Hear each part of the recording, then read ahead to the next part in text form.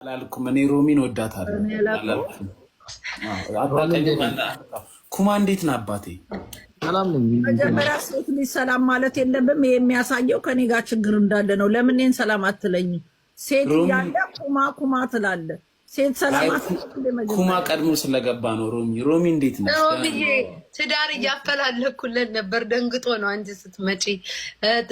ሮሚዬ አግብታለች። ይቅርታ አድርግልኝ ሞዬ። እኔ እንዳገባው እሱም ያውቃል። እንኳን እሱ በህይወት ያለ የሞቱት ሰማይ ቤትም ደርሷቸዋል እኔ እንዳገባው። ስለዚህ ችግር የለም። እነሱ ምድር ላይ ያሉት ይፈለግለታል። ፈልጊለት እስከ ከምድር አንድ ሮሚዬ ከምድር ማልፈሽ ከሰማዩ ልታነካኪን ነው። እሺ ይሁን ብቻ ለሱ ሚስት ፈልጊለት። ሮሚ ለምንድን ነው ሰላም አላልሽኝ? ኧረ አልኩ እኮ ኩማዬ ሰላም አልኩ። ወይ ጉድ! ኩማ ግዴታ ስምህን መጥራት አለበት። እንዴት ናችሁ? ደህና ናችሁ?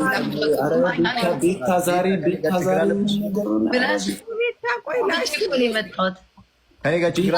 ሳምንት የጠፋሁት ወሬ እኮ ነው በአንዴው የማወራው እኮ። ቤታ ልክ አይደለሽም። ዛሬ መረጋጋት ያስፈልግሻል።